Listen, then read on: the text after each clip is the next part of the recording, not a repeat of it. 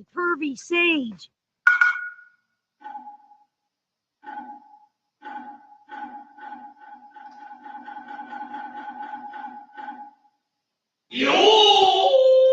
Yo, what's going on, everybody? Welcome back to the Full Nerd Academia podcast. I am your host, Master D Maito. Back at it again. It's been a couple of weeks, so welcome back. If you haven't seen us in a while, we've just been taking a little bit of a break. But can't start the show without my lovely co-host. You know him, you love him. You hear that?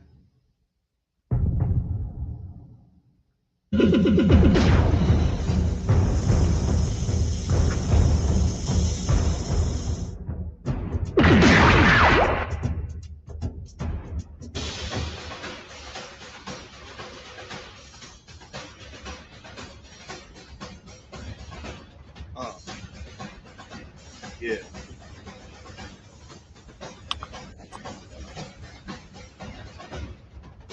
Yep, keep that. Bankai Merc. Who has it? Oh, there he is. I did it right this time. Yeah, baby. Yeah, finally. God, man, it's about time. What's up, brother? I got this glare on me. I gotta fix my lighting. Oh, is this a J.J. Abrams movie? What the heck? All this lens flare? Bro, the light loves me. What can I say? I'm a popular guy in the light. I'm in the limelight today. I was gonna No make Diddy. really bogus ass joke, but I am not going to. Oh my God, no Diddy. That's funny. I'm sorry. All right. Anywho, what's going on, man?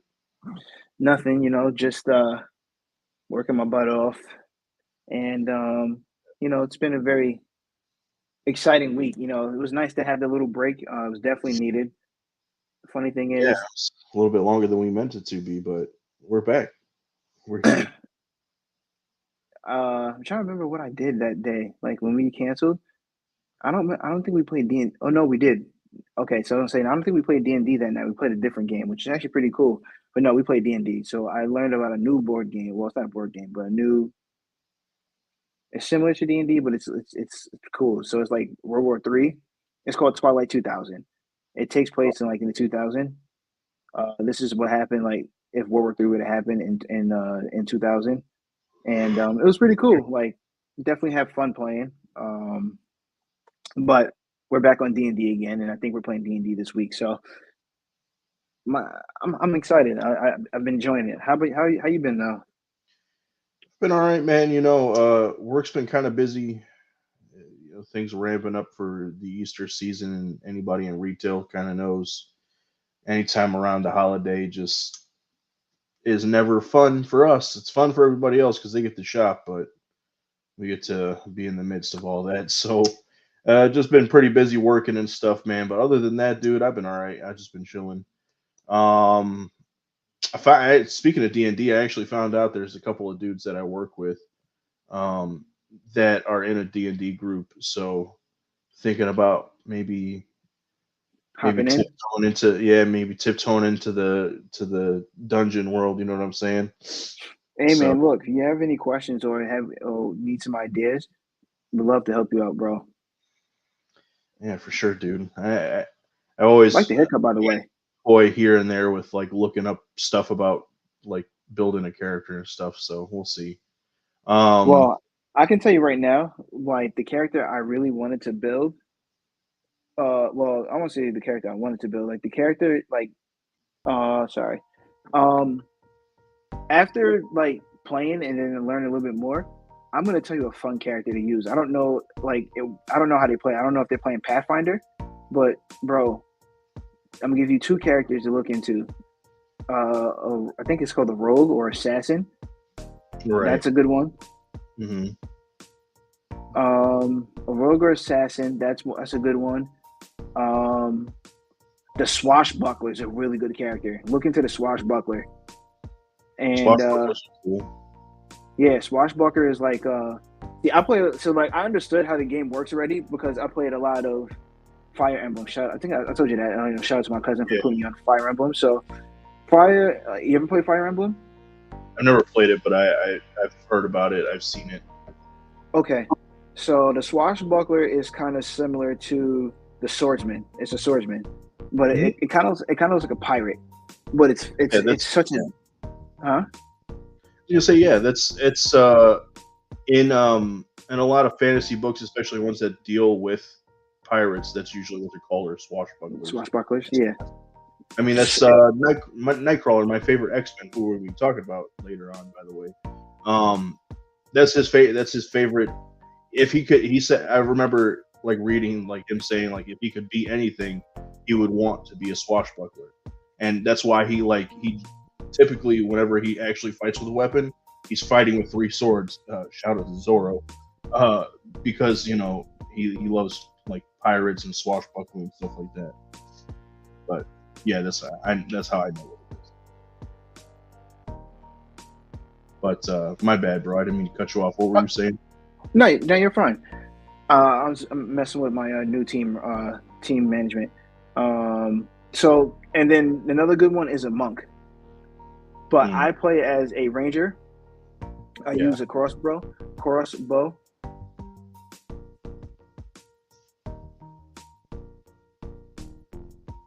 Yeah, dude. See, I would have the D&D classes I was always interested in were like ranger, like a rogue, or I mean swashbuckler is cool, but I think barbarian's a class in D&D, right? Pretty sure, or no? Yes, I believe it is. But yeah, I can show you that later. There's also websites. Go ahead. And I was gonna say there's websites to like look it up, look things up. I use the Pathfinder site. Like I said, you got to find out what exactly they're playing. So if they're playing Pathfinder, I can definitely help you out with your character. For sure. Yeah, dude, I'll have to find out. I gotta learn some more about what they're doing. Because it was one of the guys that I work with directly. He initially asked me if I played it, and I told him no. And just that I was always interested. I just never had really gotten into it. And then come to find out, I ended up one of my coworkers, somebody that I like. I don't actually work with them, but like I ended up going to help them out at one of their sites one day, and he was like, "Oh, hey, I talked to so and so, and he said that you were interested in, or you were getting into D&D, and we just talked about it for a little bit." But yeah, so we'll see. I might be getting in on the scene, kids. So we'll see. But yeah, like I said, I'm definitely down to help you. If you have any questions, I'll be glad to help you from the knowledge that I have. Not a lot, but it'd definitely be helpful, though. For sure. ¿Qué importa que le parece esa morra la que andaba? Sorry, guys, I was getting thirsty here. Yeah, that was kind of loud. Anywho, so well, I mean, now that we got a little bit of the chit chat, done and over with up front here, this isn't going to be a super long episode just because we've both been pretty busy. We haven't caught up with too much news, I don't think, and it's not really super interesting stuff for the most part. I feel like it's been a little bit stagnant lately, anyways. The biggest news or the biggest things we'll be talking about really is going to be stuff that we watched, which right now has been pretty damn good for the most part, man. I have to say, would you agree? Most of the stuff that we've been watching lately is pretty good. I have to wholeheartedly agree. It's been getting real saucy for the. It's been getting real saucy for these shows as of lately, so I'm loving it. Like I'm here for all of it. Same, except for one, but we're not going to talk about that. All right, this light is bothering me. Hold on. All right. So jump in, start it off, and I'm just going to fix my light because it's pissing me off that I got this glare in this back. Like, it's literally right across my face.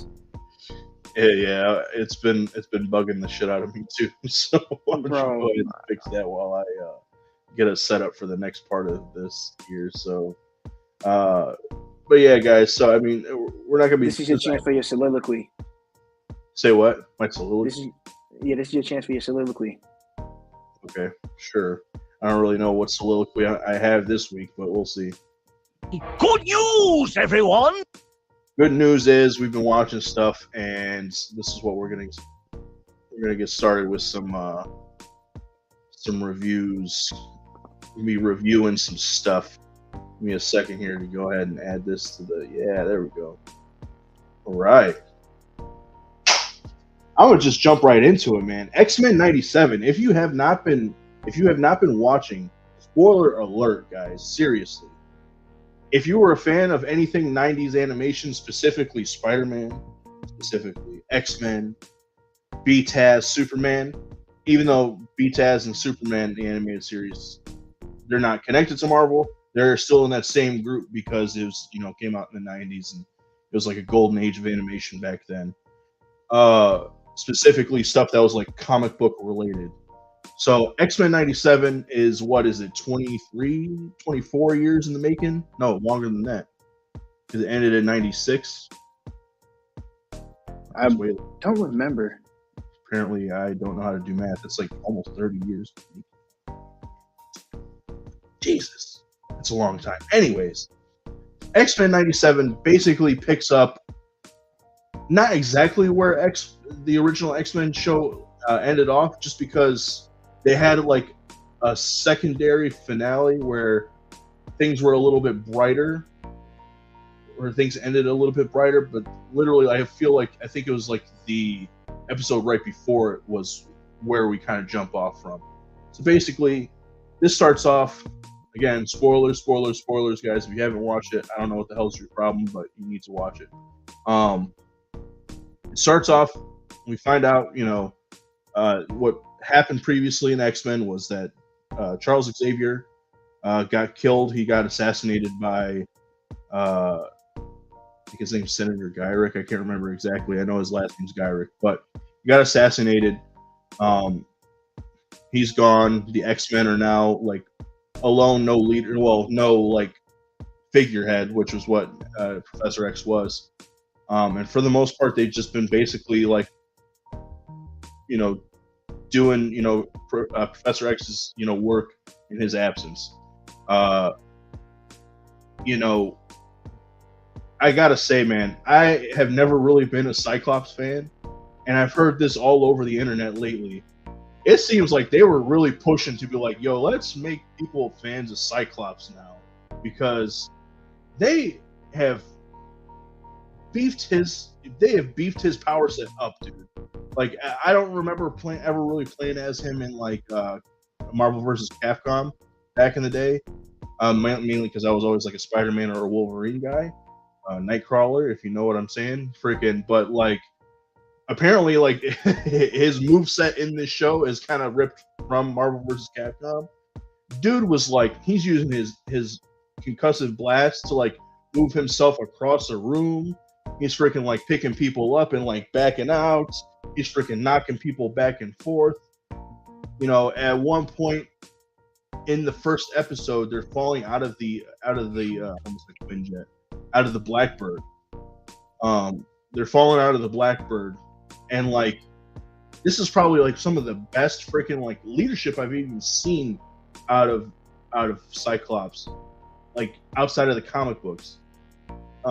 Where he's like kind of frantic at first. He's like, all right, all of our flyers, like, go. And so all the people who can fly are grabbing all the people who can't fly. They're rescuing people, they're grabbing everybody up. And he's like, all right, cool, my team's good. And he's like, all right, bet. Now it's time for me to like, basically Captain America's like no shoot needed. He freaking just starts diving headfirst towards the ground. And then as soon as he gets close enough, he freaking giant eye beams down towards the ground, so it like slows the descent as he's coming in. He's superhero land, and he's like, "Good work, everyone." It was like, or he says to me, "My X-Men." At that point, and I was just like, "What? What the fuck? I didn't know that he could do shit like this." It's wild. He kind of shocked. He kind of shocked me with that one. I was like, yeah, no, they definitely buffed him up a lot because I've never seen this man do shit like that.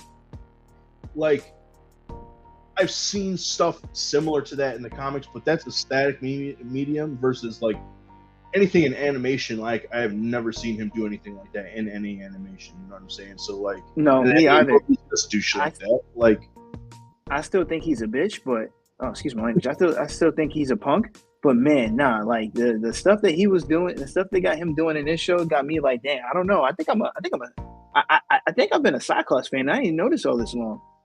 right. Like I said, I am damn certain that the creators of this show were like, you know, everybody always comes down on freaking Cyclops. Let's make them a Cyclops fan. And they just freaking like straight up were just like, all right, we're gonna show everybody what Cyclops is about. And that's because so like there's also I can't remember, I don't know what comic panel it's from, and I don't remember exactly what story it's from. I remember reading it before, and then it's recently popped up more online because of the show, like a showcase of what Cyclops can really do. And like I know towards the end of the panel, so it was like there was people trying to invade the X Mansion or whatever, and he's basically like, hey, get off of my lawn, and he just like pulls the glasses off and like blasts a bunch of fools. And Wolverine's telling him, he's just like, you know, you and I don't see eye to eye much, but like, you know, when you do stuff like this, I understand why you're the leader of the X-Men.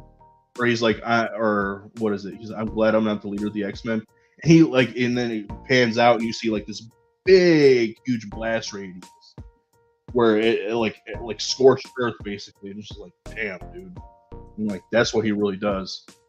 But yeah, it's wild. Like they really like, Cyclops is in like a renaissance right now. You know what I'm saying? Oh, he is. They definitely gave him the, I don't want to say flowers because to me he really didn't deserve flowers, but they definitely gave him the boost that he needed because man, literally everybody is talking about, like, everybody's talking about the show, but everybody is literally talking about freaking Cyclops. Like, yeah. That's literally the talk of the show right now is Cyclops and the shit that he's been doing. Yeah.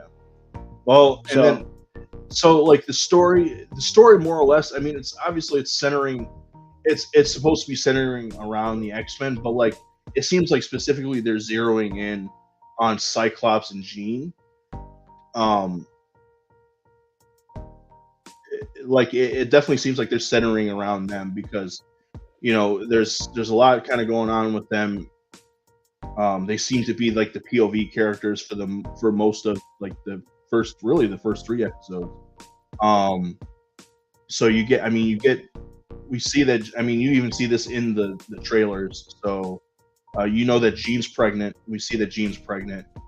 Really, they're kind of talking to each other like, what are we going to do? Like, Jean's basically telling Scott, like, there's no way that we can raise a child and, you know, still be on this team. You know, we're going to be putting our child at risk, blah, blah, blah, this and that, all that good stuff.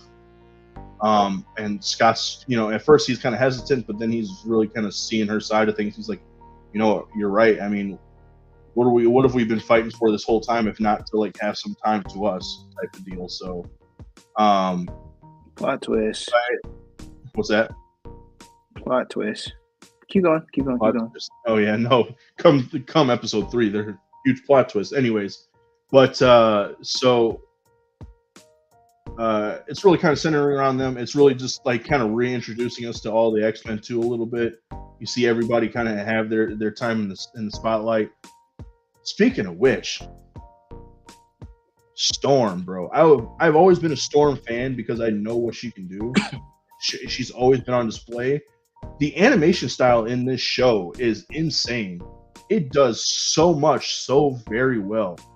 Like, I think I told you, like, after the first 2 episodes came out that first week, I was like, dude, this is like they turned X-Men 90, they turned the 90s X-Men into shonen anime. Mm-hmm. Like, the effects on everything are crisp. You know, the animation style is really good. So I'm not entirely certain what animation style they're using. If I were a betting man, I would imagine that they're using 3D animation with like the 2D sort of styling, kind of like they do a lot with a lot more anime nowadays. But somebody said something. I remember hearing something recently where they were saying like it almost looks like rotoscope, and I could not stop seeing it after I realized, or after I heard that. Do you know what rotoscope is? Nope. So it's an older animation style, and it's, I mean, back in the day it was actually kind of cutting edge for the most part. Basically what they do is they film things in live action, they film things being done in live action, and then they go back over that same live action movie or that live action scene, and then just basically draw over it. That's kind of what it seems like here, but like dialed up like and way better from like back in the day. If I were to show you an example of it, you would probably start seeing it a little bit differently too, and you would kind of see that it's where the elements of it seem like in the show. Excuse me, but for the most part, I want to say that for sure they are using like 3D animation, like a lot crisper too. So I could be wrong. But like Storm in this has been freaking awesome. Seeing her, like just using her weather powers. Anytime she's using like lightning, dude, like it'll strike close to her and her face will like glow. It's insane. I love it so much. But yeah, I mean, episode 1 for the most part, there's not anything crazy going on other than like they are trying to find out how the Friends of Humanity is still getting Sentinel technology. Basically, the episode starts with them saving another young mutant who will turn out to be Sunspot. They save him only into the end. It was at the end of episode 1 that Magneto pops in. I'm pretty sure. That was episode 2. And then I figured then that leads into episode 2. No, Sure. I'm sorry. No, it is episode 1. Because episode 2 is when he gives up and he has to go to court. Yeah, go to court, but he. Oh, right. Yeah, they have like a montage at the very beginning of him like actually saving people and doing stuff like that. And then, yeah, he has to go to court at the trial of Magneto. Which, again, so sick. So like episode 2, we come in and we find out that, Charles Xavier left everything to Magneto. The mansion, the team, everything. So Magneto like takes it over, and he's basically trying to honor the wishes and honor the wishes of his dead friends. It's like the one man that he really respects. And so like cut to where doing this, there's this trial happening at the UN where they put Magneto on trial. And then during this, the UN gets attacked by the Friends of Humanity, like not a mutant terrorist group, but a terrorist group that's opposed to mutants. And basically they're trying to assassinate Magneto. In the midst of this, Jean Grey goes into labor, and so like Logan has to get her to the hospital. Logan and Rogue actually have to get her to the hospital. Or no, I take that back. Logan has to get her to the hospital because he's the one that stayed behind with her. And then like they contact the team who was at the UN, basically protecting Magneto and the UN, to get Rogue to fly over there and help. The X-Men are doing their thing. They're basically trying to stop these people, but they're doing it obviously non-fatally, so they're not necessarily, they're trying to protect citizens and like, stop these people from, harming everybody, especially themselves. Eventually, Executioner would more or less seems like a higher up or like a leader in the, Friends of Humanity, gets into the, the Senate or the UN floor where the trial is happening, tries to kill Magneto. Storm jumps in front of, jumps in front of the bullet more or less, even though it's not really a bullet. It's actually like what we come to find out is like it's a power suppression bullet, or it's like something that's going to be basically taking away mutant powers. She takes that, and it's like heartbreaking because then she starts saying, I can't feel the wind, I can't, and she doesn't feel the elements anymore. I can't feel the rain, I can't feel the, like, she doesn't feel her powers. And Magneto is fucking incensed, dude. He's like, I cannot fucking believe this. Are you serious right now? So, takes the dude, breaks out of his chains, freaking gets the dude, basically, like, not chains him up, but just like presses him up against the freaking, like, the UN seal.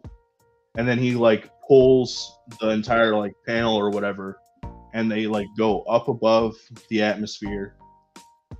And the whole time he's talking, and basically it's just like this is what I can do. Like, you guys see that I stopped doing this. I'm doing this to honor my friend, and I thoroughly planned on honoring his wish, but you people make it so damn hard for me to do this. Like this, and he's like showing him the view and stuff, and he's just like this is what he was fighting for this. And like, to me, I didn't really care about humanity, but I'm trying my damnedest to be better for my friend and for like you people, but you're making it so damn hard. He's like, please, do not make me wrong, or do not make something. I can't remember the line now because it's been a couple of weeks since I've seen it, but like, so good, man. Well, first 2 episodes, your thoughts? Anything that stood out to you? Nope. Nah, just kidding. First 2 episodes, of course, Sunspot, because I wasn't sure. I was like, dang, is that Sunspot? But then, like, once I saw him use his powers, I'm like, okay, no, that's definitely Sunspot.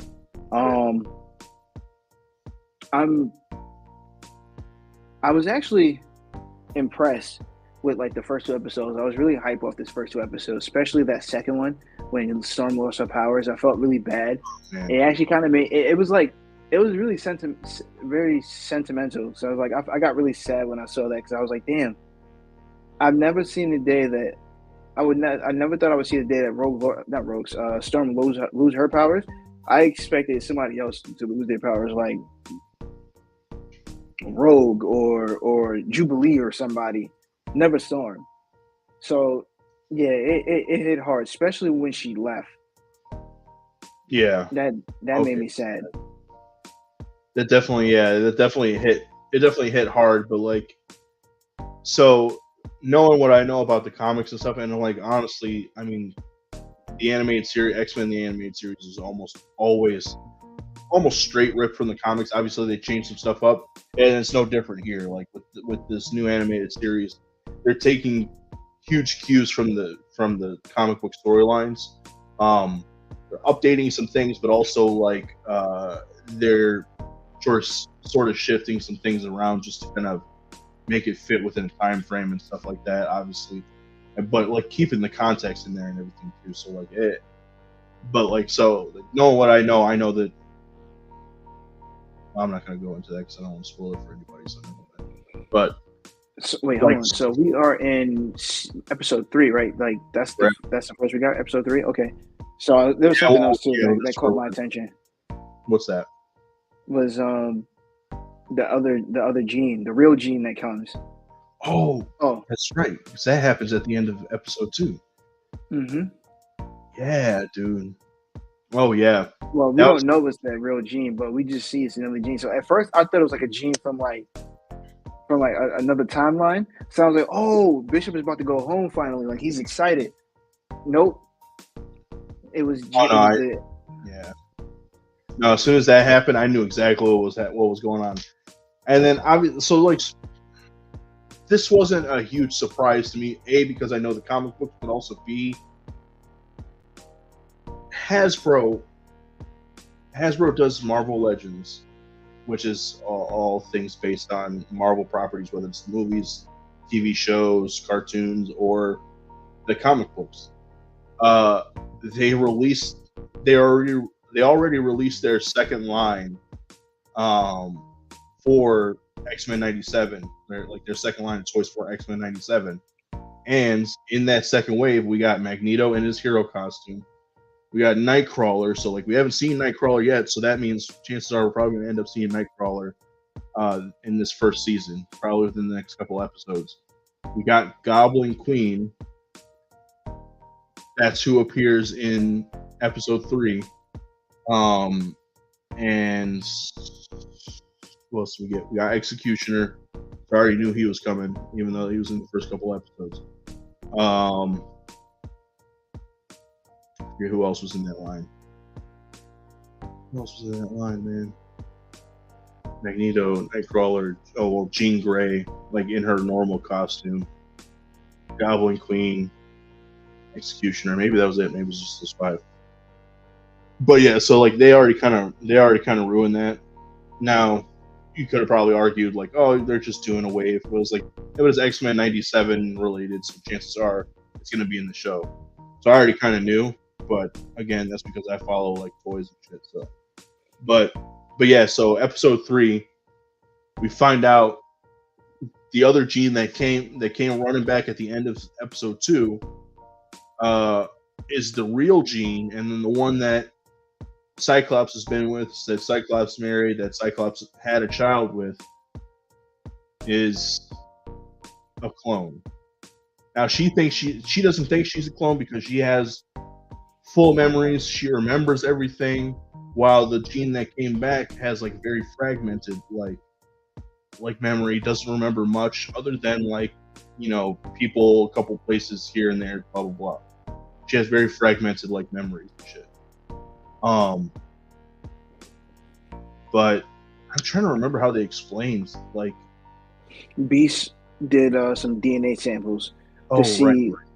Yeah, to see who was to see the older. He was well, it matches up from the time she disappeared up until now, that she's the real Jean.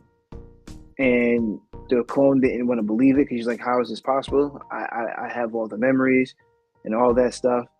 And she was like, and they're like, yeah.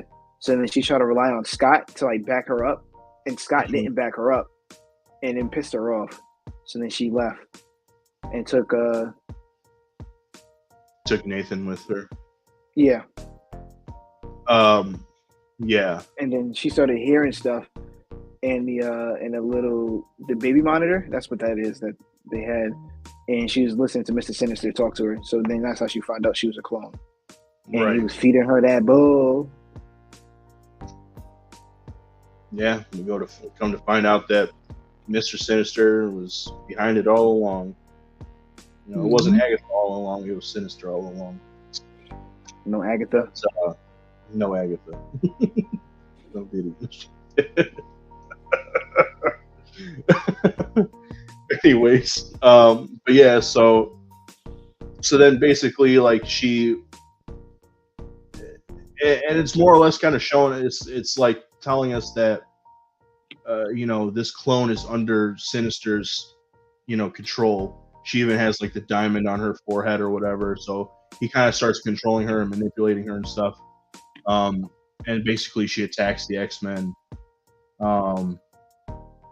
They go to she attacks the X-Men. She leaves the mansion to find Sinister. Sinister takes the baby and puts him in a pod, and is going to start doing his shit to him or whatever.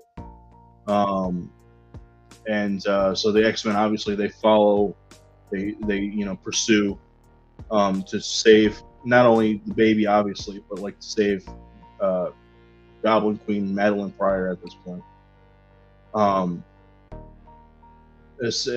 Basically, eventually, what it takes is Scott reconnecting with her and telling her hey, or no, take it back. It wasn't even Scott.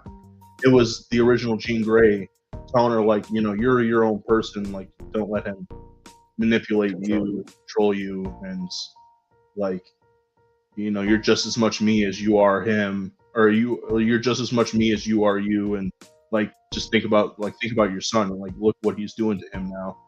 Like she breaks the mind control and like they stop Sinister, get the baby back, only to see that like now he's infected with the techno-organic virus, which if you know what that means.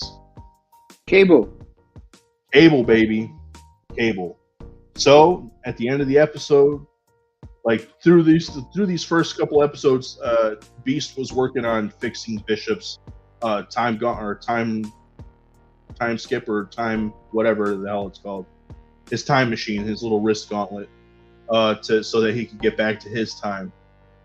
He finishes it, and towards the end of this episode, and basically like Jean or Madeline at this point, Madeline and Scott have to come to the conclusion that it may be better for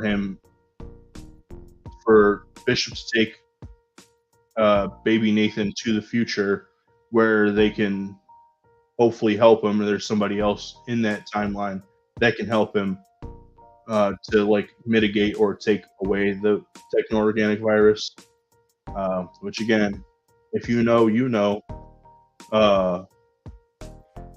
like, so they like go ahead and give him to Bishop, and Bishop takes off back into the future, or into a future timeline.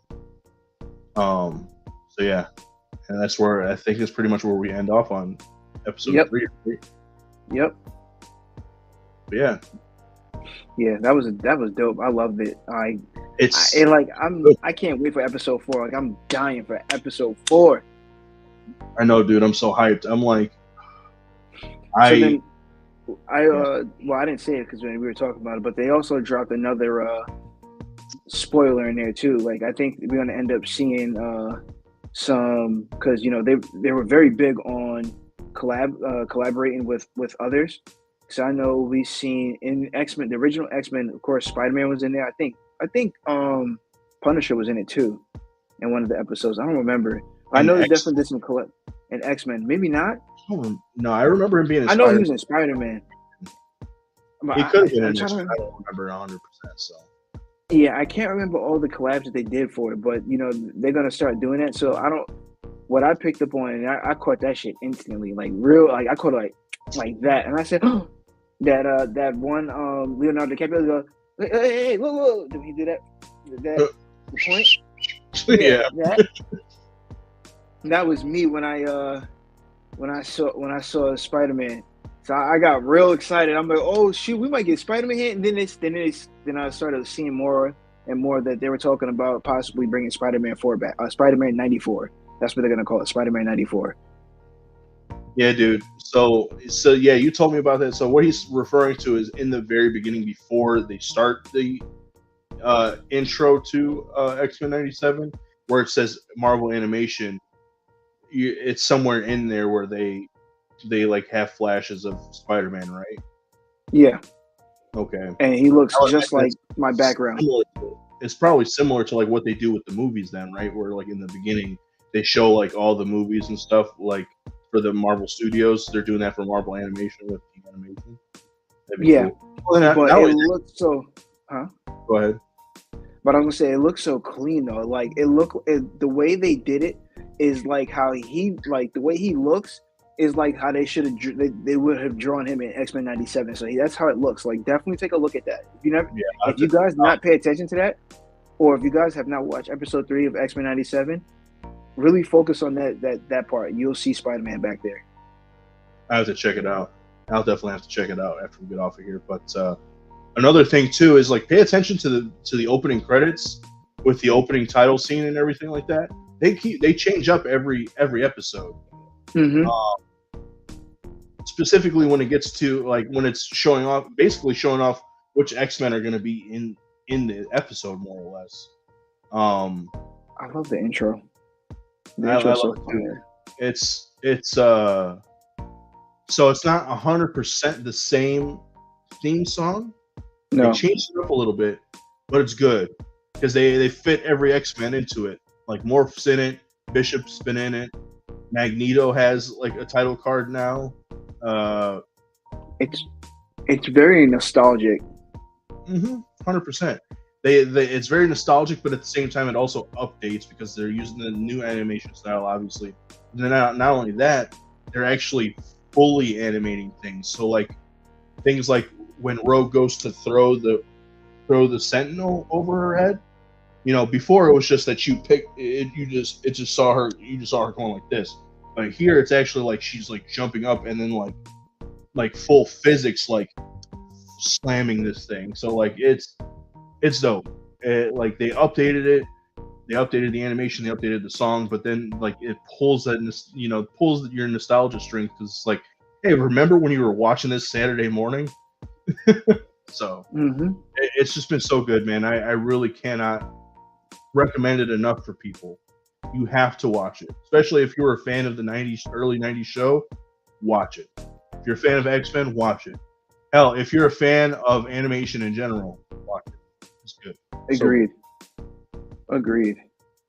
And it has a good storytelling too. Definitely does so far. I cannot wait for episode 4. That being said, though, should we move on to the next thing? Yes, sir, Bobby. Anything else for X-Men 97 before we jump over? All right, sick. Oops, wrong thing. There it is. So we've been talking about this show the last couple of weeks. Not the last couple of weeks. Before that, we had been watching it since it started a few weeks ago. And now, like, I think we're on episode, is it 5? 6. 6? We're on episode 6 now, so we've got a couple of episodes to freaking catch up on here. But we can kind of move through it a little bit faster. When last we left off here on the show, we were on episode 4, I believe. Which, what happened to episode 4? They left city, right? So episode 4 is it's when they left Osaka. They were fleeing from Osaka. Buntaro was saving them. They got through. They got to is it Anjin? No, not Anjin. Aijido? I think Aijido is the village or whatever that they're in now. So we left off there. So episode 5, a whole lot of shit happens. Like, dude. So like, turns out that did that happen in episode 5 or was that episode 6? No, that's episode 5 that we find out that Buntaro is alive. He comes back. Alive, right. Yeah. So in episode 4 they split up. Damn, I'm trying to remember names right now. I'm so bad at names right now, and I'm gonna be frustrated. But what's his name? Toma. Oh my God, what's his name? Oh, you're talking about the jeez Louise, dude. Now you got me fucking up. Oh jeez. It's Toma something.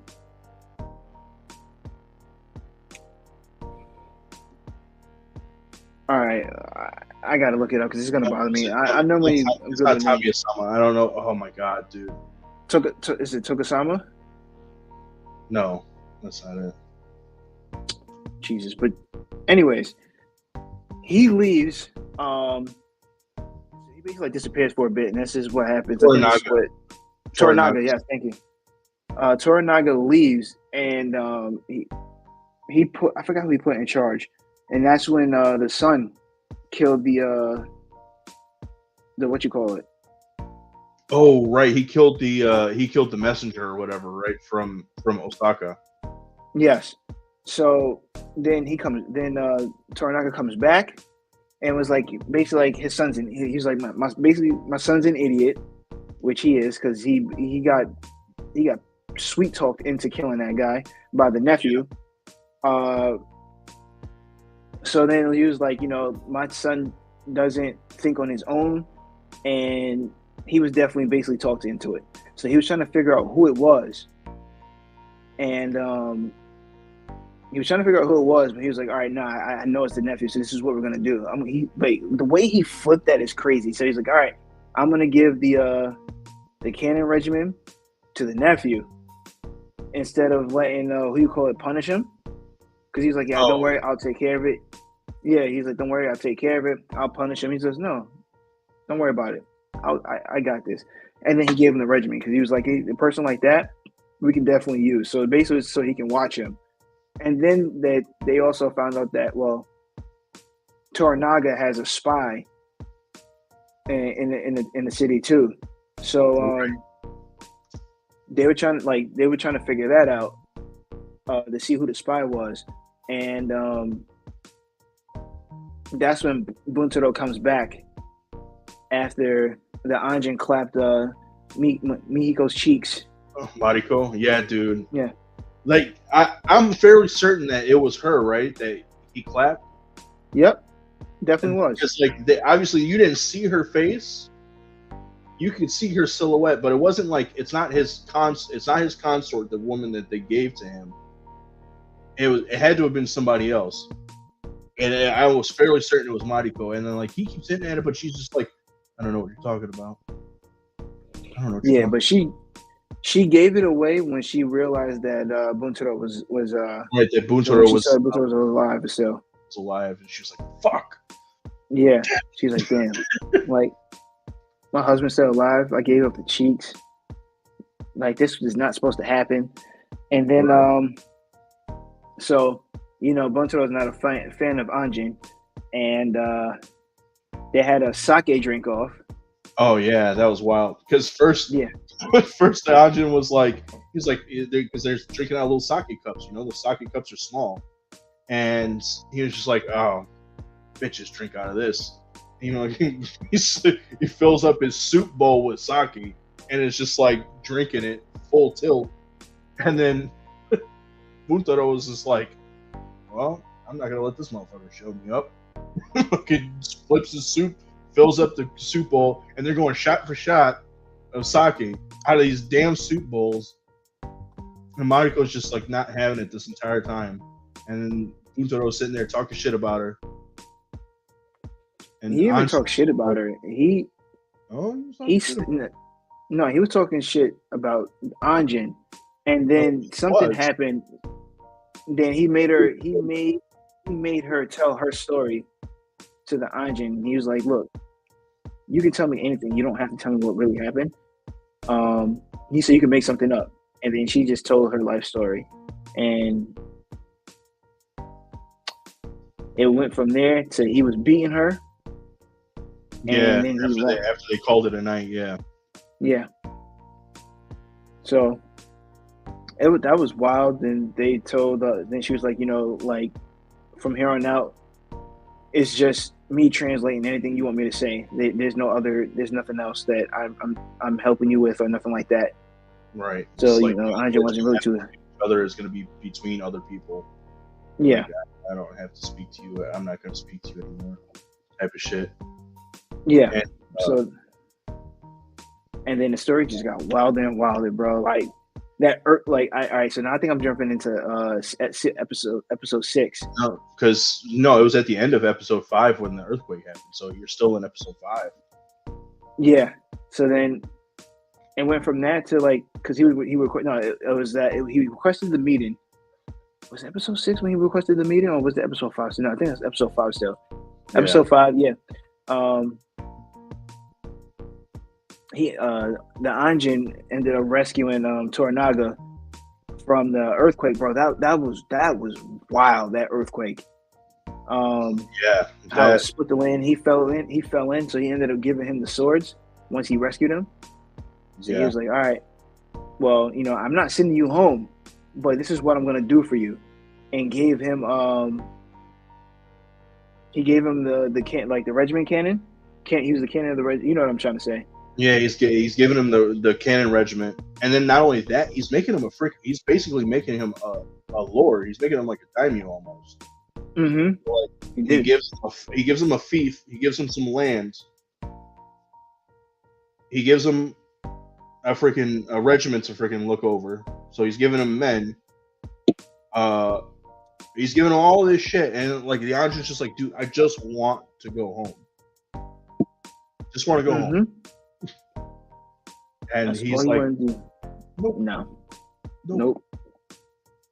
Not going home. You gotta benefit me first, and then you can go home possibly. Basically, But yeah. yeah, man. And then episode 6. Episode 6 to me, it was good. It got a little boring at times, but it was good though. So that was the story of the other girl. I don't remember her name, but she was the She's the heir's mother. So like the heir to the Taiko, his mother. We get a little bit of backstory on her. Mm-hmm. Wild. So like apparently, her and Mariko were friends growing up. They were friends growing up. We come to find out that Mariko's father killed the lady. I can't remember. Is it Lady Ochiba or something like that? I think it's Lady Ochiba. Lady Ochiba's father. And then what we learned in episode 5 was that, because Mariko's father did that, he had to commit seppuku for, dishonoring himself and dishonoring his family, basically. So they now Mariko and Lady Ochiba are at odds and shit because of what happened. Yep. And then we also got the backstory about Mariko too, what happened, and then why she always talks about why she wants to end herself. Mm-hmm. So that was shown in there as well, and then they showed the marry, how she's about to marry Buntaro. She was a dog though with the staff. I forgot the exact name of the weapon, but she was getting busy with that, and I'm like, okay, I see you. Yeah, I know what you're talking. It's a Naganato or Naganata or something like that. I think it's a Naganata. Yeah. But she was getting busy with it. I was like, okay, I see you, girl. Look at you. So after that, and then that was the end of that. To me, that was basically the end of that. So it's getting really good. I'm excited. I can't wait for the next episode. I really wish they did drop all the episodes at one time so we can just binge watch. Yeah, dude. And the other thing too is so I'm not sure. But I heard that there's probably not going to be a season 2. I think that after the next 2 episodes, after it's done, it's done. That's stupid. Which fucking sucks because I really want to keep living in this world, dude. It's so good. It's so this is my favorite. The storytelling is fucking bomb. Oh.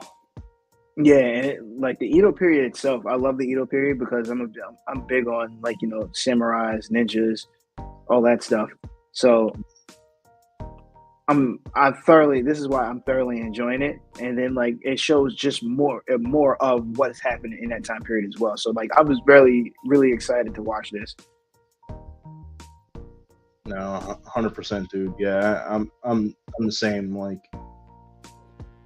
I hope it goes on longer. I really do. I really kind of hope that it goes on longer. But I'll be sad to see it go if it does end up not continuing on. So it's just been so good. I don't have anything else to say about it other than it's an amazing show, guys. If you are not watching Shogun, you should be. And I've been hearing a lot of celebrities talking about it. So I listen to a lot of podcasts, especially comedian podcasts and stuff, and all of them are talking about it too. They're just oh man, you have to watch it. It's so good. It's so good, and it is. It is with good reason. It's very good. Hands down. But so that leads us into our next one, sticking in the same sort of culture, more or less. Because we're skipping Bad Batch. I'm not caught up on Bad Batch. Plus, it hasn't been the greatest lately. So, I'm gonna tell you right now. Once you catch up, once you watch the next episode, you're gonna be very excited on Bad Batch. I'm just gonna leave it there. I think I know why. I think I might have seen the spoilers, but I'm not gonna. Boy, I don't care about Bad Batch. Ninja Kimura. Oh my God. Man, Ninja Bro. Kamui, bro. Ninja Kamui, bro. Man, Man, who the fuck's writing the show, man? Who's writing the show? they get a standing. Oh, please! If you got one of the things for a standing. Somebody like people clapping. Please play it because man, it deserves all the types of flowers. I don't, unfortunately, but it's it is. So, dude, the last 2 episodes, because that's the ones I think we missed. So he finally decides, like, you know what? It's a trap. Fuck it, I'm going there. I don't care. I'm getting this guy. He goes in. Somebody's explaining to him how to get through it, and that's a real plot twist to me. I did not expect that. Right. I didn't either. So he's fighting like what, 5 mechs? 5? I think it's 4. All right. You're kind of. Oh, there you are. You're good. You sounded kind of distant for a second, anyways. He was fighting like 4 or 5 of those mechs, and he was holding his own for a little bit, but they were beating the shit out of him. Yeah. And all of a sudden, like he was about to die, and one mech just saved, like one of the mechs saved him. To find out it was actually the DEA chick or CIA chick, the girl with the punch boogie. Yeah. I can't remember what she was going by in that. But anyways, so she was the one. She was like the fair skinned chick with the pink hair. That was the other CIA agent's partner. Yeah. So she was like, so he was trying to figure like who she was, and she explained to her who she was and why she was there and what she was doing. She was like, yeah, I was there to. She's like, yeah, I'm just in the CIA just because I'm like, basically like she was bored or some shit like that. It was like to spy on her, like, or just gather information. But she was like, I just stuck into the bitch at the Reach. I think that's the name. To just so I can see, like, just keep tabs on what's going on, so I know what's going on and stuff like that. So like she started like breaking down, like, oh yeah, I knew your wife before, and she saved my life, and all this jibber jabber. And I was like, yo, this shit is deep, son. And then I was like, nah, this is crazy. So then they go all the, and then this is episode 6 though. They go all the way back to explain like what happened. So it was like how she saved her, and then she wanted to go kill her, but she was like, you know what, I can't do it because that's not who I am. She's like, then man, but I don't mean to skip everything, but that fight scene. With the when he gets into his mech, yes. Oh bro. My god, dude, he is bro, and the way she was explaining to him how to use the suit too, I was like, nah, yo, ultimate violation that he put on him, dude, violation. Oh man, I don't even know where to start with this, honestly, because like you and I have said it like every episode, like with aside from, I think there was one episode, was it episode 4 or 5? I don't know, whichever one. It was like, and I remember it was like right after we said like, oh man, like, I just want to know what's going on in here. I want a little bit more explanation. And like I remember that episode being the one where we got like the exposition dump more or less. And that was still a good episode, but it wasn't as good as like these other ones have been. But dude, ever since then, oh my god, everything has just been freaking insane. Like, yeah, and tying things together and how much sense it makes. Right, how much they're freaking tying everything together, where they're going back and telling us the story of how everything kind of came to be. Freaking who Hegon is, who his wife was, freaking like who this other chick is, and like she technically wasn't even a student of that other girl because she was a watcher, from what it was called, from what she said. She's a watcher or something. Basically, like somebody who's like there to like basically if ninjas are like losing their way, she's there to check them on their shit. And even though like clearly Egon's wife was losing her ninja way more or less, like she was like, I still like I love and respect you, so I'm not going to do anything. You go live your life, basically. and then we get more backstories. So like, why was there a section of the ninjas who escaped and like were heretics or whatever you want to call it, like who were like broke off or whatever, and like then we learn, like we find that out, and it's just like, damn, dude. I don't know how many episodes we're getting of this season. My guess is it's probably going to be like 10.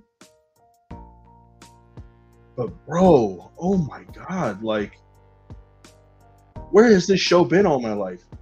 It's got freaking everything. I was like, dude, this show has like some of everything. It's got drama. It's got ninjas. It's got freaking like dark, deep elements and shit. It's got freaking mecha. It's got insane fight scenes. It's got like, I'm just like, dude, what else are they gonna throw in here? Are they gonna start freaking showing like dragons and shit too? Are they actually gonna start showing us Oni, like demons and shit? Because they start doing that, I'm gonna be like, I'm done. Take my money, guys. Make sure we get a season 2, please, because like I need to see a season 2 of this. Like, oh man, my god, it's so like it's so well put together and how great it is. Like, each episode you get hyped. Like, each episode, it's not like just one episode you're like, oh damn, all right, it was kind of slow. No, each episode you literally get hyped for it. So I was like, yo, I'm loving it. Yeah. I'm feeling the same way. Take my money. Take my money. Take my money, dummy. Like, dude, oh my god, I don't know what episode we're on now. I think tomorrow's episode 8 or something like that. So I'm hoping it's not just 8 episodes. I'm hoping we get a 10, and then I'm still hoping that even after 10 we get like a season 2. Because I like, just like Shogun, I want to live in this world for like, I want to keep living in this world, dude. I want to know more about it. I want to follow Higan. I want to follow some other characters. Give us some other characters to follow. I want to see them motherfuckers and what they be like. Hell yeah, please. They have to give us a second season. I don't see why they wouldn't give us a second season, especially after what we saw. Like, there's so much into this show. Like, man. Yeah, dude, it's been pretty good. So, this might sound like a broken record, guys, but if you're not watching this, what are you doing? You need to watch it. Like, Ninja Kamui, perfect. It's good in my book, dude. So check it out. The fight scenes are awesome. They're off the hook. Freaking, it's on Adult Swim or on Max if you want to watch it the day after it premieres. It's got mechs. It's got ninjas. Crazy ass fight scenes, really good story so far. Like, just check it out, seriously. And the animation is great. Oh, the animation is so good. And this is another one. This 3D animation, and like, I feel like 3D animation for like anime and cartoons specifically has been coming a long way, dude. Like, there's some shows where it's like even back like 2-3 years ago, it's like kind of clunky and doesn't look the greatest. They've been really killing it lately. They've been really killing it lately. It's been good. But yeah, still got a little bit of time here. We're both caught up on Invincible, right? Bro, Invincible. Every time you look away, like, it gets better.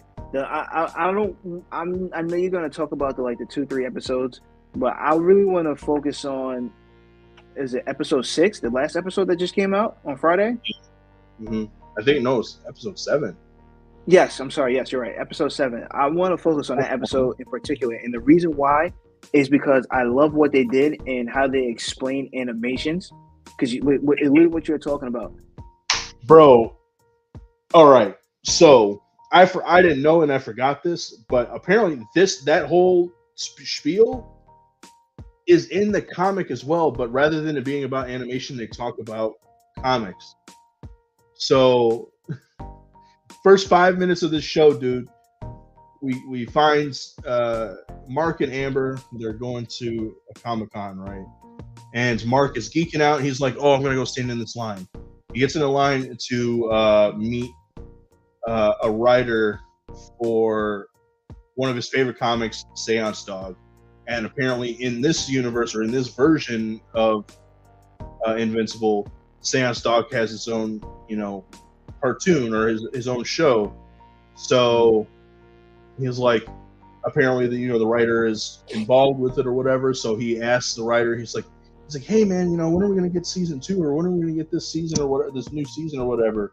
And so the authors answering all these questions about animation and how it takes a long time.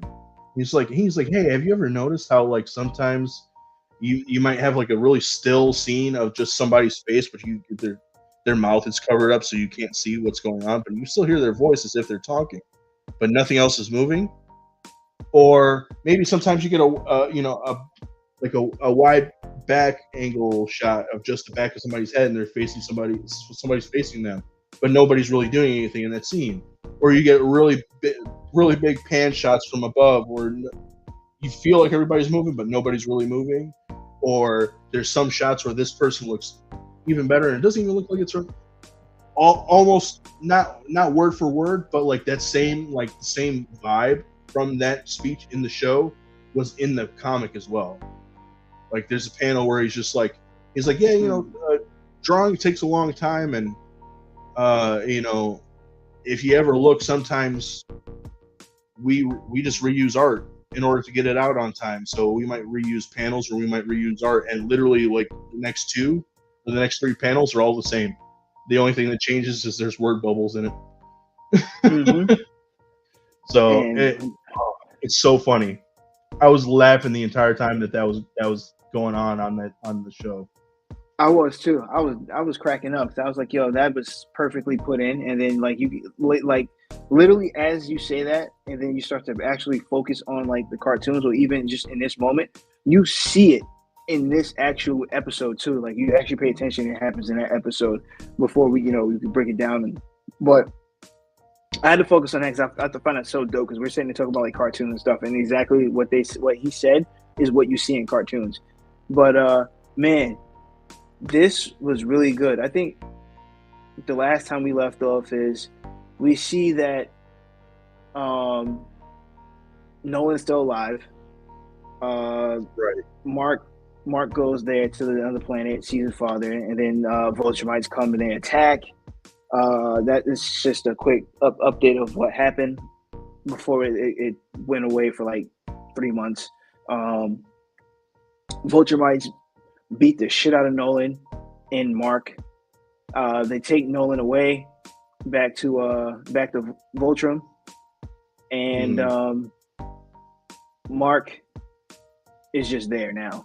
So then, like, he's a little upset that that's the last, like, for him it's probably the last time he's gonna see his dad. Doesn't know what's happening to him.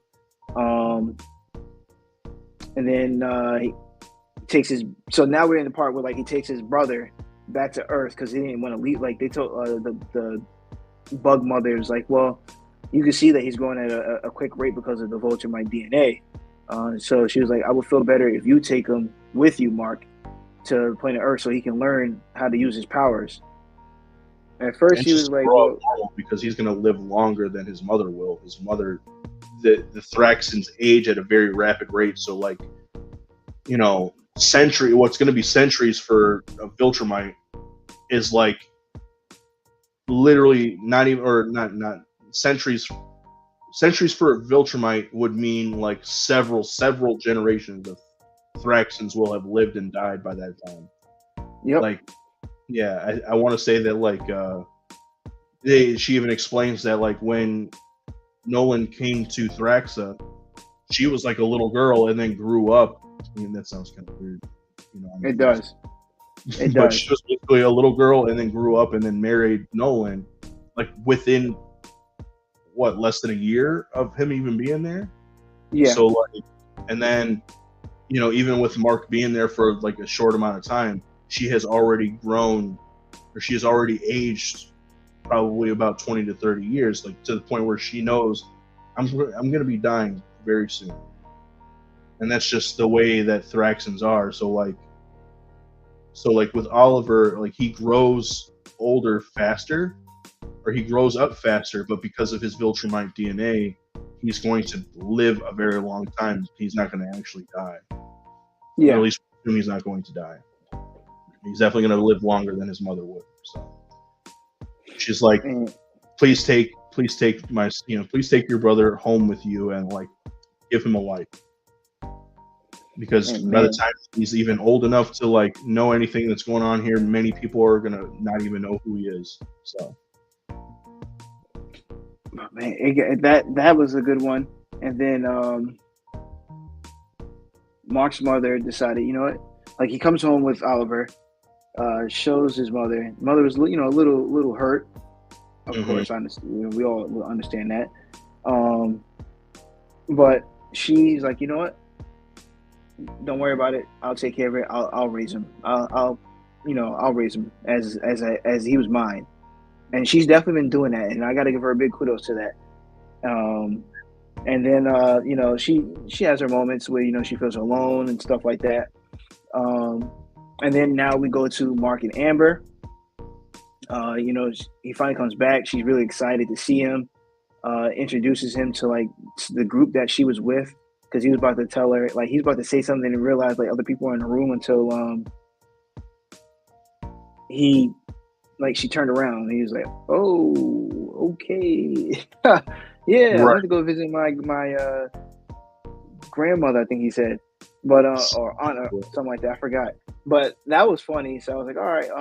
But yeah, so I was like, all right, this is getting good. So, but I'm missing something. I know I'm missing something. He ends up having.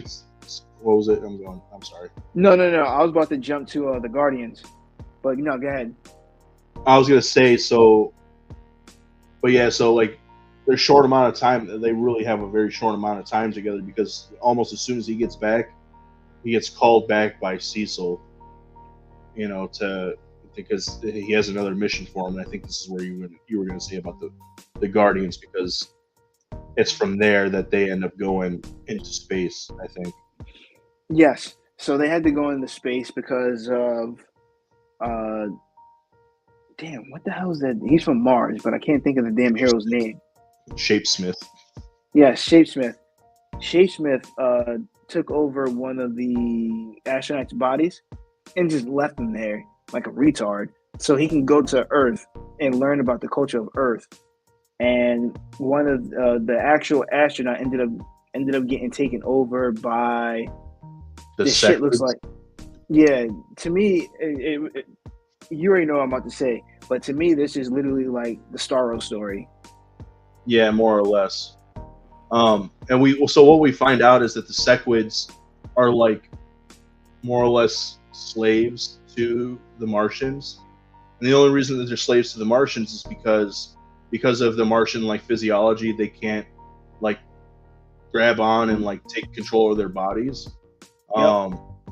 So when Shapesmith basically leaves one of those astronauts there, he becomes the astronaut that's like knocked out, and then like leaves him there, and then joins the expedition back home. And then obviously, so because that person is not a Martian, he's just a human, the Sequids can take over his body.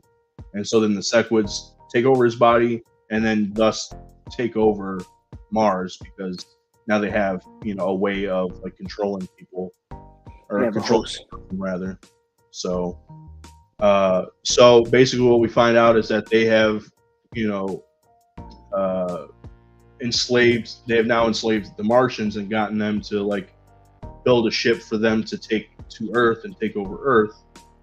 And so basically the Guardians and Invincible have to meet them as they're on their way to Earth and stuff, and go to like basically fend them off and like stave them off so that they don't get to Earth and take over the world.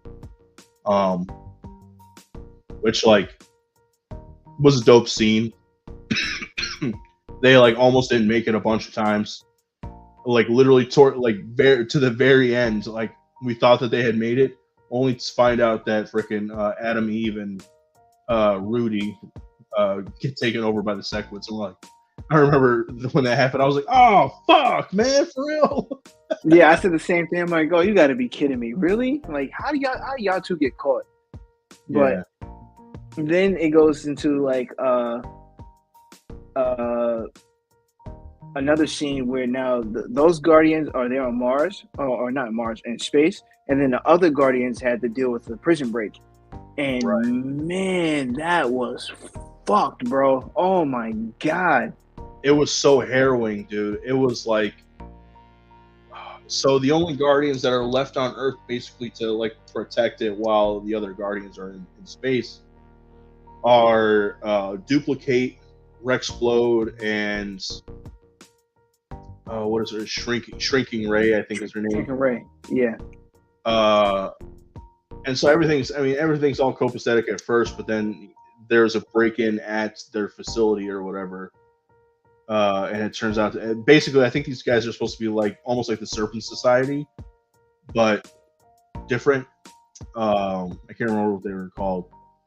Yeah, I don't know what they're called either, but they were supposed to be like light work, like where they should have been able to handle it with no problem. And that thing took a turn for the worse. It really did. Like, they were able to basically take on most of the people, but there was one fucker who like was not down easy. He was not down easy at all, and like he freaking like got his hands on Duplicate, started taking out all her clones to the point where she started getting scared and like kept on like jumping, basically duplicating and trying to get away from him. Eventually her fucking clock ran out because fucking he grabbed the last two clones and fucking smashed them together, and she was gone. She was out of there. Quick fast in a freaking hurry. For real. I don't know how Shrinking. I didn't pay attention to that part, but I don't know how Shrinking Ray got into like his mouth to go inside of his body. She just shrunk and jumped in there, dude. I think that was it. Or no, I think he caught her and then ate her. Like, I think if I'm remembering correctly, yeah, I think he caught her as she shrunk down and then just like tossed her back, and then she was like starting to try to grow inside of him, but for whatever fucking reason, like he just wasn't dying fast enough for her to like actually come out of his freaking like, you know, burst out of him and shit. Maybe he was just too strong. I don't know, but oh no, he was definitely too freaking strong. He was OP. And then it finally happened where she came, like she jumped, like not jumped out, but like she blew him up from the inside. Also, she pulled the Goku basically.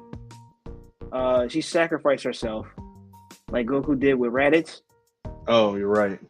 Yeah, she took one for the bullet. She took one for the team basically. She definitely took that bullet. She shattered all her bones doing that. And then Rex, I thought Duplicate got it back. Now Rex got it the worst. He got shot in the head. He got shot in the dome, like through the head. I almost thought it was through the eye, but it wasn't through the eye, but it was through the head. And you think he's dead. And you think the episode's gonna end there, but it fucking doesn't. So I can't remember what it was, King Snake or whatever the hell his name was. Like, is like, okay, I won, and freaking was like throttling over to the freaking computer and starting to do whatever. And then Rex just like comes back up. He's like, yo, what the fuck? Oh my god, I just got shot in the head. And then fucking, how does he kill that dude? I don't even remember. Oh no, he was wilding after that. Like he was throwing all types of explosions at him and stuff. Yeah, I think that's how he killed him with the explosion. And he's like, yo, you just shot me in the fucking head. And then wowed out. I was like, oh, this is straight up wowed out. Yeah, dude. He was going nuts. He fucking went nuts on this guy, dude, and then fucking killed him. And then literally right when he killed him, that's when the Guardians get back. Yeah, but they didn't come back for that moment. They sent in like the police force or whatever task force. Right. Yeah, they finally got in there and shit. It was like, damn. Yeah, he was like, okay, now I'm done, and then just dropped down to the floor. So then, like the last episode, we see like he got not the last episode. He ended up in a pod. A lot of shit happens, and with hold on, I gotta sneeze. Bless you. Thank you. They had a funeral for Duplicate. Right. what's my man's name? I was about to call him Immortal. Bishop. Yeah, Immortal wasn't happy. He he had to be there for her funeral. I feel like for him that was like the straw that finally broke the camel's back. Yeah. Because he was like out of it after that. Yeah, he was definitely out of it. Like he was hurt. And what happened? There was the funeral. They fixed up Rex. Now he has like upgrades to himself. And Donald wanted to know more about himself. So like that's the last episode about Donald. And then who you call his boyfriend comes back too. The Mark's roommate. I can't think of his name. Oh, yeah. Richie's boyfriend. I can't remember what Richie's boyfriend's name is. Maybe it's Mike. No, Might be. I don't remember. it might be. I don't remember his name. But then he comes back. Boyfriend comes back. Yeah. And then we lead into episode 7. Episode 7 was a fucking banger, bro. Episode 7 was really good. We already talked about the beginning, about the him at Comic-Con. And then Eve calls Eve is fighting somebody, and then Eve calls Mark like, "Hey Mark, Rex is missing. He's not where he's supposed to be." He's like, all right. He's on a mission, right? Yeah.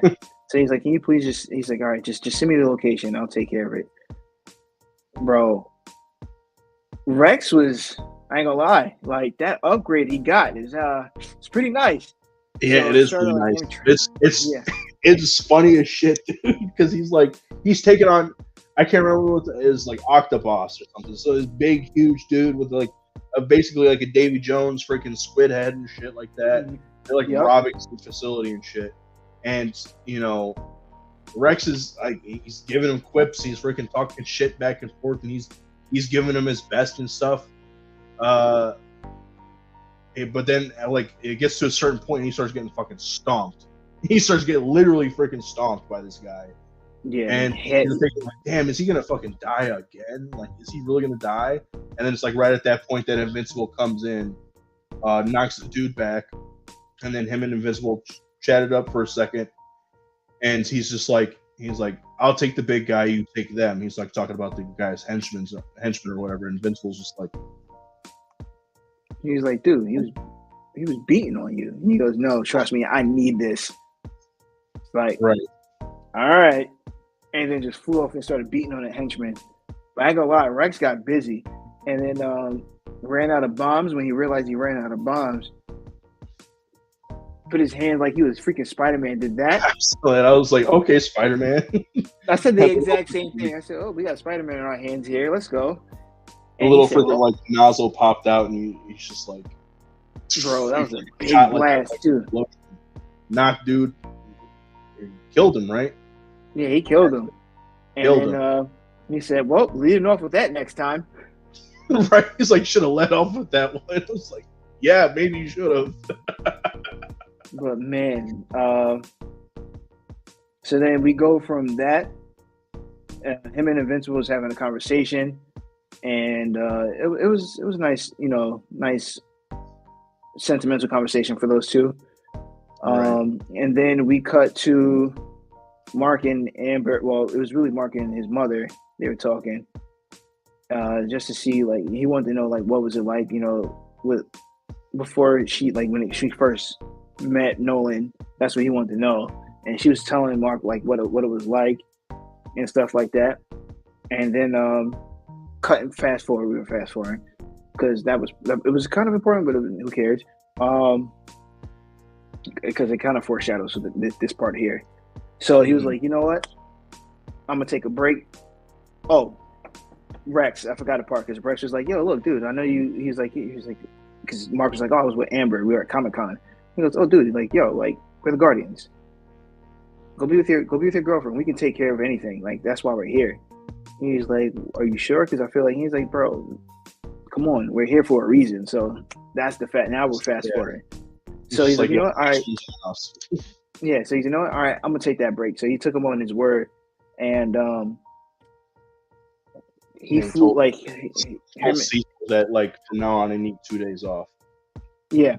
So him and Amber started flying around the world and stuff. They were enjoying each other's times. It was all yee yee ha ha. It was all great and dandy. And then a bush might just pop out of nowhere, and boy, she had that. Like she moves. You know, if you move, I'm snapping it. I was like, no, that's crazy. I was like, oh man, like she like literally had Amber shook, and nobody. I don't know if it was like moving in fast time or something, because exactly what happened in episode 7, where they talk about like the animations and stuff. You see nobody move at their tables, like nobody. Yeah, literally nobody was moving at all. So he was like, "Look, you don't got to do this." Blah blah yada yada. Amber started crying because she couldn't. She didn't know what to do. It was really nothing for her to do. She was about to get her neck snapped if she moved. So he's like, "Look, I'll meet you. Just give me a few minutes." So he takes her back to the school, or I think he took her back to the school. Went changed into his Invincible costume and started talking to her in the air. She's basically trying to tell him, like, look, these people are weak. They need us. So you need to take over this planet like you're supposed to. So Caesar's like, yo, just tell her yes to get her out of here. Like, stop procrastinating. Even before that, so like, who he's talking about? He's talking about Anissa. Anissa, a female Viltrumite who like comes and is basically trying to talk reason to Mark. And it's just like, look, with the way that these people are going, the way that they poison their planet, the way that they harm each other, and then all you do, like, you're not doing anything to stop this. You're just saving people from themselves, basically. You know, they're trying to and failing miserably. Like, let Viltrum conquer this planet, and we will turn this planet around. This place will prosper for, like, generations to come. And Mark's just like, you know, no, blah blah blah, and they're just like, they're going back and forth, and then eventually we hear that like Cecil comes over the comms and it's just like, hey, we've got a kaiju attack mid-Atlantic or wherever they said, and like, you know, give them the coordinates or whatever. And so he's like, you can come with me and watch, and I just want you to see like what I do, basically. And so he goes to his mission, and it's a giant kaiju basically taking out a freaking a cruise liner. Yeah, trying to destroy the ship and shit. Mark's, you know, he's handling it for a second, then he gets knocked back a couple of times, a little too far, and then finally, and this is just like, I've had enough of this. Freaking flies dead through this freaking kaiju's head, kills it instantly. Doesn't even have blood on her uniform. Like, gets blood on her, and then, like, as soon as she stops, all the blood just like freaking flies off of her, and she's just like this the whole time. I was just like, damn. So she's like basically trying. She's like, see, like I'm trying to get you to listen to reason. Like, there's no reason why this shouldn't have been very hard for you. Like, just let this happen. And he's just like, no. And so then they start fighting, and she is beating the brakes off this motherfucker, dude. Do you want to call that a fight? I feel like that she was bullying him. That wasn't a fight. I'm trying to educate you. That's what she said. She said, I'm trying to educate you. He got it. He definitely got the education. He had to learn the hard way because he didn't want to listen. Yeah. So Cecil was like, look, just say yes. Get her out of here. Like, we don't have the manpower to take her on. So just So just say yes, please. Just say yes to make her leave because we need her gone. And he said no. Damn, that ass whooping was serious. Face on at the very end. Face on like hand, or not hand, foot on his face and everything. Look. That's fine. You don't want to listen to me? The next person who's going to come in here, he's worse than I am. And he's going to take over the planet himself. And basically possibly kill him. And she just flew off on her own accord. And he's like, damn. See, you should have just listened. Should have just listened. So, if there's anybody here who's actually read the Invincible comics or knows about them, you probably know who this woman is. You know who this female Viltrumite is. And I'm just going to say it out right now. She's scum. If you want to look into that more, you are more than welcome to. But, like, fuck her entirely, dude. She is scum. So, like, yeah, I'm not looking forward to seeing her in future seasons. That's all I'm going to say. Which I'm wondering how they're going to handle that on fucking television. Anyways. But yeah, dude, I mean, all in all, it was last few episodes, and I mean, like, next week is going to be the finale, the season finale. It's been so good. Like, seeing Mark get his ass whooped so much this season is, like, crazy. Mad crazy. But, I mean, I guess that's kind of like... There's always he gets his ass whooped in damn near every episode. Literally. That's more or less kind of the whole, like, thing behind this comic in general is, like, yeah, his name's Invincible, but it seems like he's anything but invincible. But the crazy thing is, the more shit that he's put through, the more or less kind of stronger he gets. I mean, shit, he took an ass whooping before the season break, and then now, like, right before the end of the season, he got his ass whooped again. I'm wondering what's going to happen next episode, because at the very end of the episode, Angstrom Levy calls him, or his mom calls him, and then he's like, "Hey, Mom," and Angstrom Levy's just like, "Hello, Mark," and it's like, so fucking Mark rushes home to see Angstrom Levy fucking holding his mother and brother hostage. Yeah, that episode's gonna end up being very interesting. So I can't wait to see the season finale. Same. Because we didn't really see much of Angstrom Levy. No, I thought that was going to be. I thought the way that they set this season up, it seemed like it was going to be a very heavy. I thought originally that this was going to be a heavy, like, season focused on him, but it turns out it wasn't. Which was, like, I remember originally being confused. I'm like, damn, he's not supposed to be in this soon in the story. You know, he's not supposed to be this far into it, and he's not supposed to be the focus. Only to find out that, like, he's not really the focus of the story or of this season. So I guess in a way it kind of worked out. Yeah, it did. But yeah, I know that you probably got to get out of here. You got to get out of here soon, huh? Yeah. I was gonna say it's already after that time. So, is there anything else you want to touch on before we get out of here? No, actually, I don't have anything now. Yeah, well, I don't think I've got anything else to say. So, you know, thanks for joining us. If you guys joined us live today, if you're watching us on the replay, thanks for watching. Catch us live. You know, next time, same nerd channel. Find us on our social medias if you want to get in touch with us, or if you want to see anything that we share or talk about. But yeah, that's all I've got. Thanks for joining us. Like, comment, subscribe. I've been Master D Maito. He's been Bunkai Merc, and I just want to say Happy Easter to everybody. Oh yeah, Happy Easter if you celebrate Easter, folks.